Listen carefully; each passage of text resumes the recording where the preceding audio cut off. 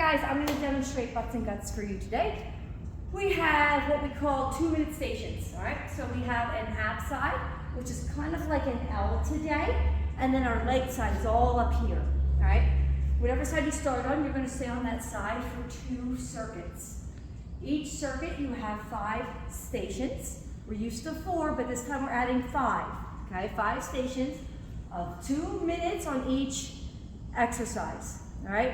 Some of them will have 2 different exercises, one for 1 minute, one for the other. Some will be right leg, left leg. However, the timer only stops every 2 minutes, so you have to be mindful of when a minute goes by to switch legs or switch exercises. You will have 15 to 20 seconds to move in between stations. The first one will be bike, just legs. All right, if it's full, if the class is very full, you can do the Stairmaster, you can walk backwards or incline walk, but I prefer just legs on the bike, all right? So you could keep your arms here. You can lightly hold them on the handles as you go, but again, 2 minutes just legs, try to feel that pulsing through the upper thighs. This is a seesaw lunge. You're basically doing a single leg deadlift. I'm gonna put 1 foot up. I'm going to teeter forward, and I don't really get that straight. I always stay slightly bent, and then I come back straight up tall, right? So I'm seesawing forward and back. So touching the platform and back. So it's very light, there's no weight. Everybody should be able to do this okay.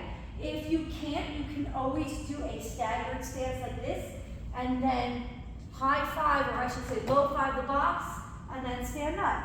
So I'm still feeling the same leg, but I'm not seesawing so much. And worst case scenario, if you really have a bad low back, put a bar behind your head and do it staggered stance as a good morning. Okay, but ideally, I'd like to see this to this. Chest up, chest the box. Chest up, and look at my back leg, it bends. I am not coming down hard, right? So if I do the other leg, it looks like this, seesaw lunge, here. The biggest thing is as your chest goes down, your back leg goes up like a seesaw. So 1 minute per leg. Next station, you'll be on the mat on your back, okay? You're gonna put 1 foot on the plyo or the risers, whatever is set up, and you are just gonna go down and up. Single leg bridges, just like this.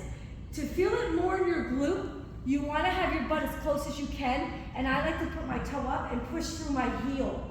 If you're farther away and you try to do it like this, you're gonna feel a lot in that hamstring, which we just worked.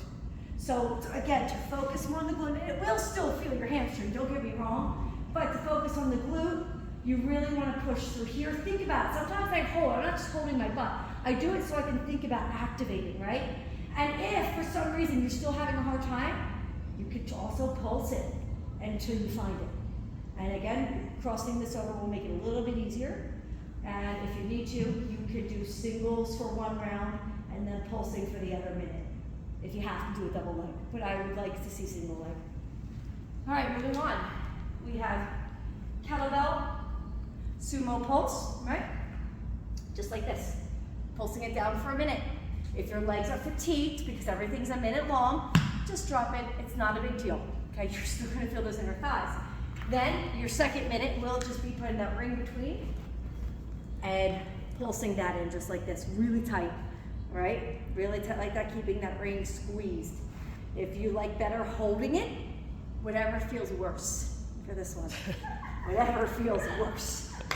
And then your last exercise in the leg sequence will be walking lunges for 2 minutes straight. You can play around the inner thigh with a swing out. You'll feel that nice after you do those pulses.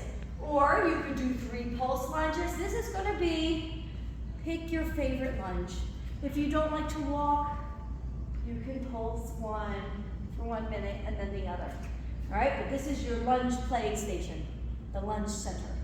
Once I am done that, I'm gonna go back to bike again.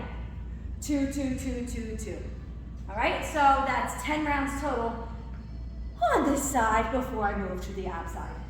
All right, ab side. Let's get this one started. Risers. Oh, and I need a body bar here too. Okay? All right, so first minute. Get the risers just halfway through your butt or behind. Don't put them up here, that's cheating. Back here. Get them behind you. I'm gonna move them along. 1, 2, there should be one more here. 3, 4. Not that you have to count, it really doesn't matter. If you need to put your feet down, that is totally fine. If you're getting too much pull in the hip flexors, then just take it up and over. Up and over, okay? And that way you can release here, you don't have to lay back. Multiple options, the farther back you lean with the feet up, the hardest. Middle, easier. And again, some of you just might need relief here or here, and that's totally fine. If you really need you to, open the legs up and do it this way, okay? Because wide legs is gonna help with that low back. Your second exercise is rowing a boat. So you're doing that for 1 minute, and then you're gonna row a boat for a minute. Now, again, you are here for 2 minutes, so it's okay if your back starts to give out or your legs and you need to modify. Here's another modification. You could do one leg at a time for 30 seconds and then 30 seconds. Put them both down, or simply relax your back, bring in and open. Bring in and open. This one will be used if your back is really kicking up for doing 2 minutes of that kind of hold. And it's likely that that's gonna happen to quite a few of you if you don't have a strong enough core or if you have low back issues. So anytime that happens, just a quick little trainer tip, anytime that low back does get flared, this is your best position, is any kind of a rolling and also keeping your neck down and keeping your knees bent. That's gonna feel really good. So when in doubt, just do this and think about your abs and don't worry about the rest. Don't push yourself through agony for that low back. All right, that was a lot. Next, plank swing tap. There will be a plyo behind my foot for those that are tall.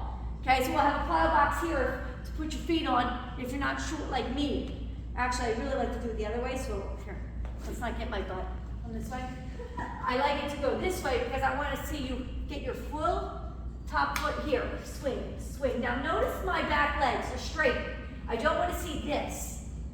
It's a big difference, right? So this is what I want. This is what I don't want, okay? So here, you can, if you can, you can have a jump. I sometimes like to dip my hip down with it.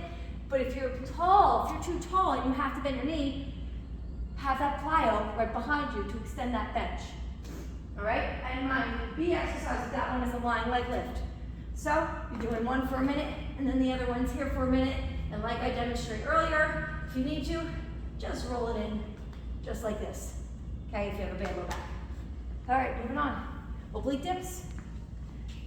Occasionally, I like to stack up either a really high plate or low platform, so I have something to touch.